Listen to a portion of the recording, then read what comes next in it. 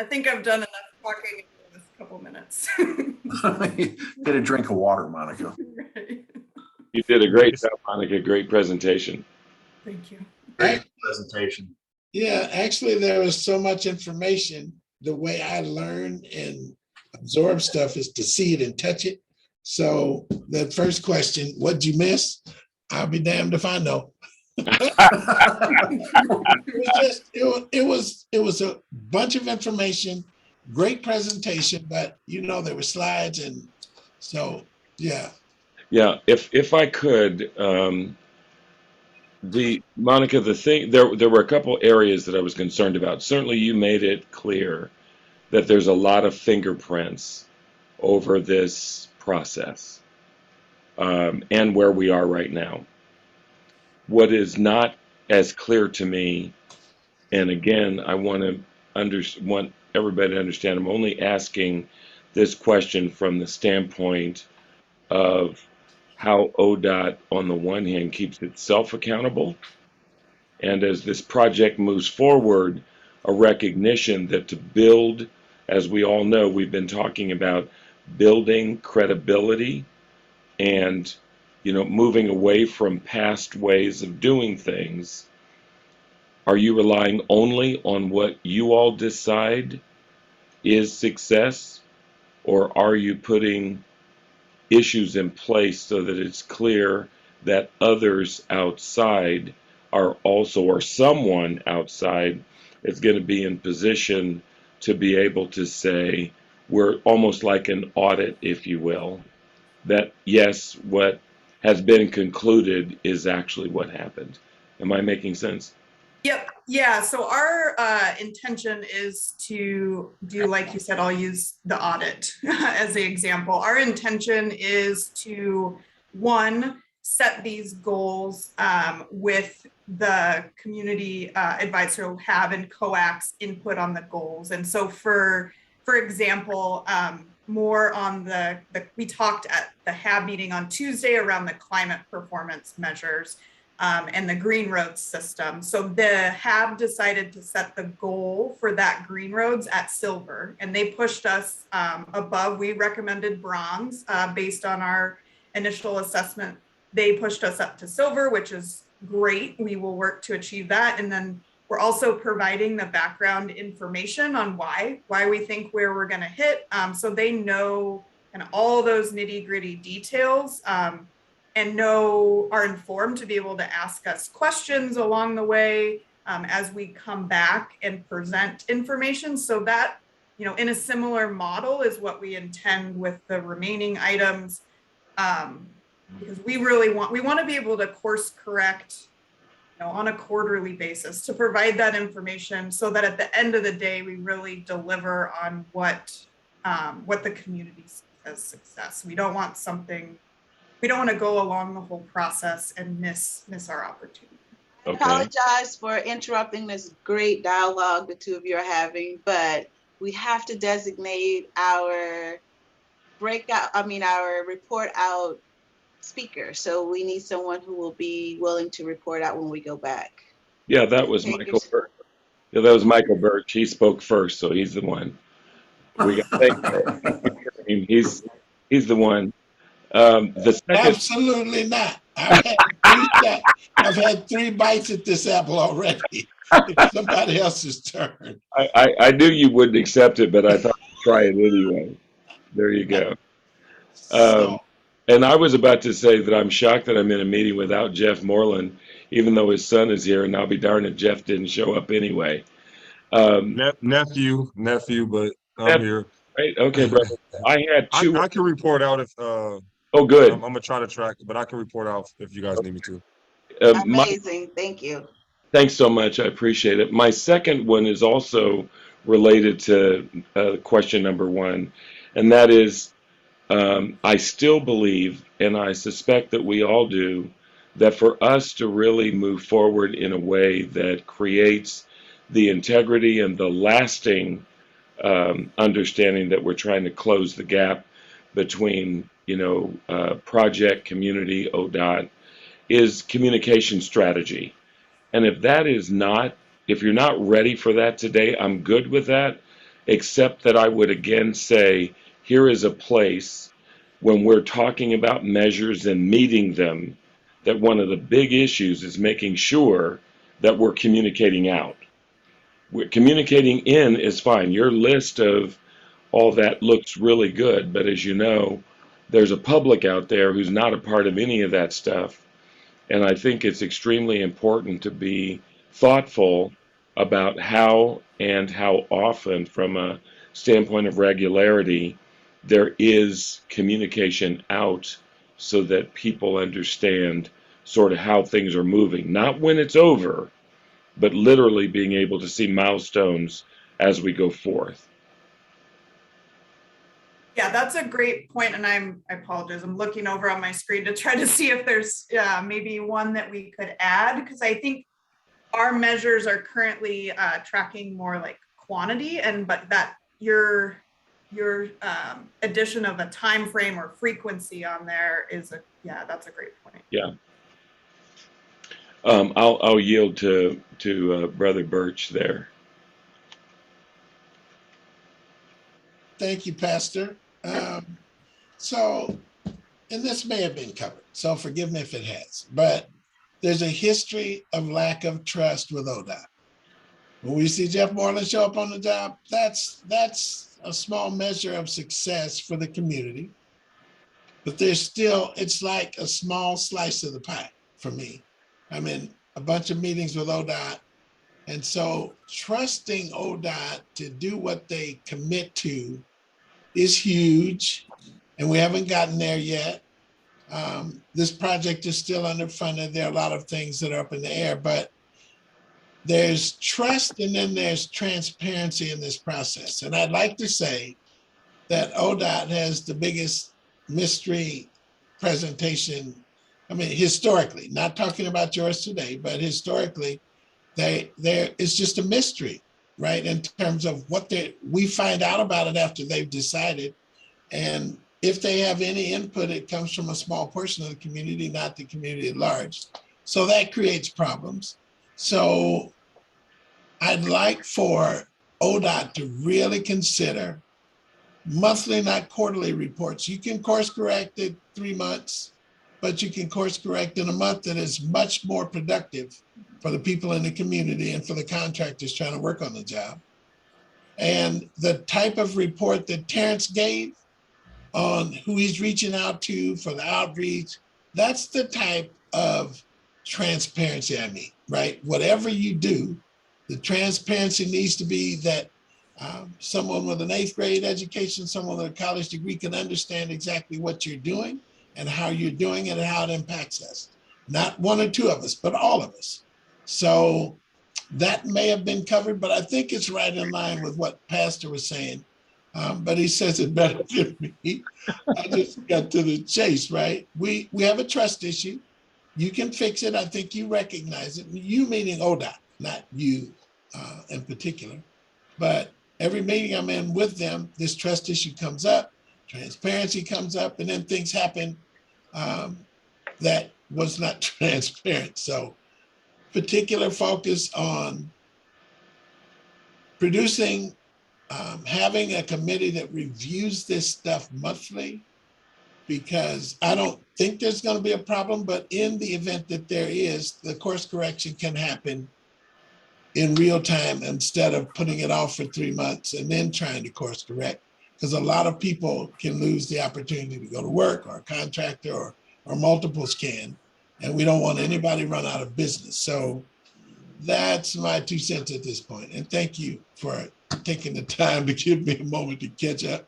I have one follow-up. I'm sorry, I have to interrupt again. I just got a message that we are going to go back at 7:30. So we only have about maybe 15 minutes, 16 minutes to wrap up Breakout. You mean 5:30 current? Yeah, I was going to be at dinner at 7:30. I hope so. That gave me a slight I'm heart sorry, attack. It I'm woke me sorry. up for note taking. I was like, wait, what? Apologize, I'm on a different time zone. I'm sorry. Yeah. That's So yeah, it'll be 5:30. No problem. Okay, sorry about that. I just had one other addition, and again, if this has already been thought about, great. But as I looked at all of this, and again, I will say again, Monica, great presentation. But one of the questions I have is that for all of the measures that we've talked about and everything else, those that have boots on the ground are the ones that are going to make sure that the actual work is done. The performance measures that we're talking about here is not done by the person who sits in an office and pushes paper. This is done by people who are actually on the ground. And the question I have is, how do we make sure that those who are responsible for getting the work done so that the measures can actually be met, that they learn them, they're educated on them, that they reflect on them, that they embrace them, and they create action around this? Again, we know as a nation and as a world, you can put whatever you want to on paper. If people don't want to do it, it's not going to be done. And or it'll look like it's being done, but it's being done at a cost of people being marginalized, people not being listened to, people losing opportunity, all that kind of stuff. So my own, and again, if the answer isn't with you today, it's okay. It's just that I think it's extremely important that we have at some point an understanding as to how people with boots on the ground to get the work done really understand these measures, what's expected of them, and how they will put it into practice in a very genuine way, as if it was their idea and not just because this is what they, quote, have to do. Yeah, I'll say I definitely don't have the whole answer today, but I can say a couple things that we're doing. So we have monthly team meetings. So once we establish these with, having COAC support, and specifically once we start setting goals, we will be the same report out we'll be giving to the external, community groups. Will also be giving it internally on both the design and construction front, as well as one thing, because I'm with you, we can't have people in the office, that aren't directly involved in the work, just tracking these. And so when I hit on briefly assigning responsibilities, so there won't be one or even just 2 or 3 people that are responsible for these. We're looking at those boots on the ground people. Okay, you are going to be assigned this performance measure, and they're not singularly responsible for it. They've probably got a team, but trying to drill down that responsibility to the level that is taking action on a daily basis. So those are a couple things we're doing, and great point. I'll continue to look at maybe other things we could do as well. Thank you. I had one question kind of following up on the reporting. I'm curious, would you we will obviously report at the COAC meetings. If things came out, would you like to see them in a newsletter format? If there was some sort of online live dashboard, would you rather just see them in a COAC meeting, or what's a preferred method or level of communication? I'm just more curious there. Were you directing that to me because I asked the question, or to you or anybody? Yeah. I mean, part of what I would say is the utilization of our print media to whatever extent, whether it's the Observer and the scanner, to whatever extent we use social media from a standpoint of the Facebook page and everything like that. And then, for major milestones, I just really believe there needs to be a press conference, so that that's clear. Yes, there maybe the newsletter works, but I also think that some of these other mediums are extremely important. And honestly, it may be good for us to set up a blog about this as well, just to make sure to try to hit as many audiences as possible. Perfect. Thank you. So if you're asking about the reports that come from the progress on the project, for me, I need data. I need disaggregated data in the monthly meetings, because that's how we help Moreland, Sun, make sure that they are reaching their goals. If they see a problem coming, well, let me back up a bit. Hopefully there will be a labor management community oversight committee that helps get, the project moving. Just we take in the data and it comes in the form of, hard data reports. It can be in a dashboard as well. And like Pastor said, those benchmarks, that would be great to produce in the scanner, the observer, wherever else. But on the monthly meeting, what I have found, Bob has been part of this, we get monthly data reports on the project. The GC may not even know that there's a pending problem with a sub not having access to apprentices, but that group will help ensure that that happens. And if they get behind, they'll bring a pre-apprenticeship program to the meeting to help them meet their goals. So that's the kind of data I'm hoping to see on a monthly basis, just to keep on track. Perfect.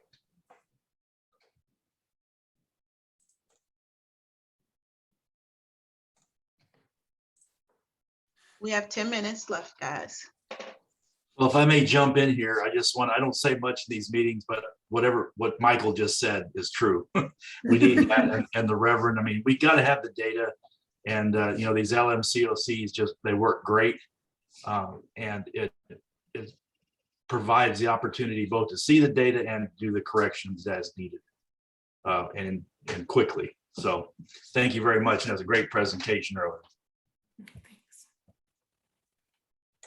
I was going to say, this sounds like a perfect opportunity for some Power BI reporting, Monica. I know, Brianna, that's where I was headed. Trying to figure out a way to just dump data directly that we report out to you guys automatically into that system. Yeah.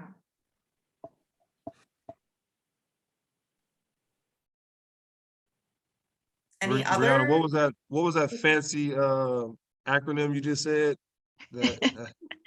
What was that? Power BI. Power BI? Yeah, it's a program where you can essentially just like dump data into it and then format it to create like reports, and you can put it on a website and it can automatically update, and people can go into the reports and click on specific things, and then yeah. Yeah, and you can set up different views to aggregate and disaggregate and graphs and charts and all whatever you want to do. Yeah, and from a workforce and, DBE avenue, that's going to be pretty simple to do. From a performance measure avenue, becomes a little bit more challenging. I was sitting here thinking about how are you going to do performance measures and report on them on a monthly basis? That seems like a tall task on a monthly basis. Yeah, and there might be some, because not all the performance measures, like I said, some are short-term, mid-term, long-term, and some cross over multiple, both design and construction. So we can look, we can look at how we might be able to report that more efficiently.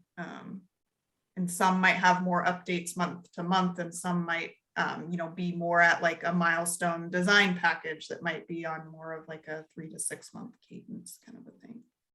I think that's important. What Brad said, though, just the transparency, because we don't want to say this is something we can do. Yeah. And we're saying, damn, this is pretty hard to produce, and then now we look like we're not being and transparency is key, like on all my notes here. So it's like, I think that is something that before we make that commitment, let's make sure we can provide the information that that the people need. So Yeah, that's my 2 cents. It's providing good information. Yeah, exactly. Solid information rather than just providing information. Yeah. If I could Exactly. add, I think information, in other words, data is, excuse me, as Michael has talked about, but also with narrative. And secondly, set the expectation from the beginning that, we won't have monthly information, let's say from the month of January, it might be until the 20th of February that we can promise that information to you, right? So we're not looking at as soon as the month Right. closes, bam, we've got all this stuff. There's not time for analysis, which is necessary. But and again, whatever the date needs to be, and that's why I talked about if the monthly is the regularity, that's great. But if it's 15 days into the next month before you have prior month's information, I think that's okay because it's better to get it done and get it done right rather than be so worried about it being done quickly and it might not be done well. Exactly. Can I add to that too? I missed part of what Brad said. My daughter keeps calling me and I have to tell her I'm in a meeting, but that I'm not talking here, when I say data report, I'm not talking about the whole project, you know, all of the different facets of it. I'm talking about how people go from pre-apprenticeship outreach to pre-apprenticeship to apprenticeship and how they get to the job and what kind of access they have, how they're doing.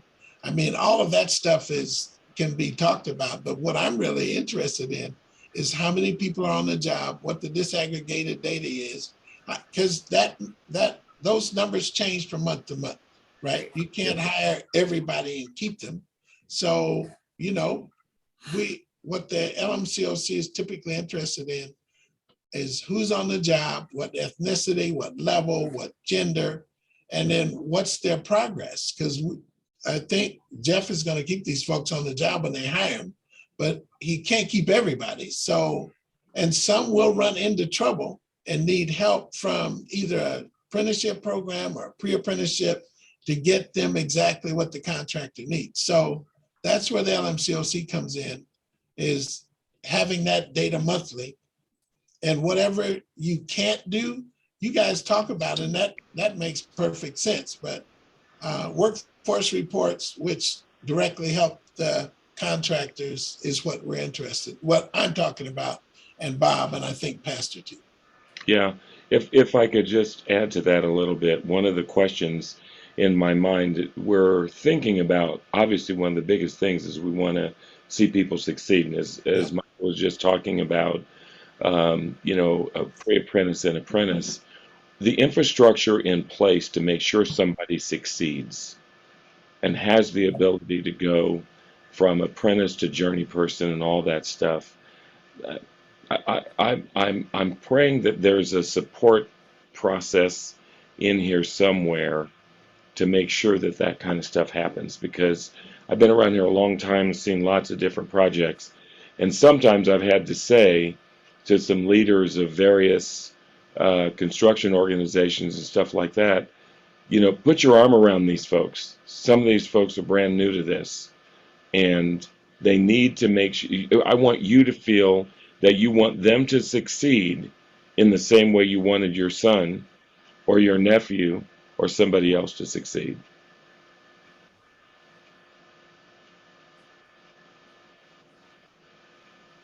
We have 2 minutes left. Well, and I mean, Pastor Hennessy, I just want to say that I want to stand up and say that we want to be that group of people that takes care of that and ensures that happens. And some of it's happening today with some of the apprentices and pre-apprentices that came into apprenticeship that are struggling, and we're putting our arms around them, trying to keep them going. And we got to get them through these first parts and get them to grow and see that it's worth it. So that's happening today. As Bill said, it's happening slowly, but it's happening today. No, good. I'm glad to hear it. And keep it up. And I applaud you for doing that, because that makes such a difference. Mm-hmm. Yes, it does. Can't say we have any successes to report right now, but we're holding in on it. Good. No, very good. It's a process, right? It is. And there's lots of help out here for you if you need it. Yeah. And we're probably going to need it at some point in time. Well, be happy to help. We serve the same folks, right? Same community.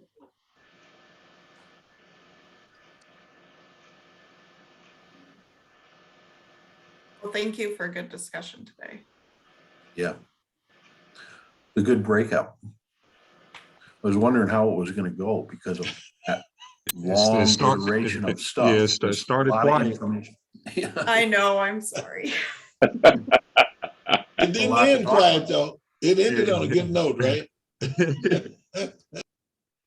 I got a lot to write, a lot to say now, man.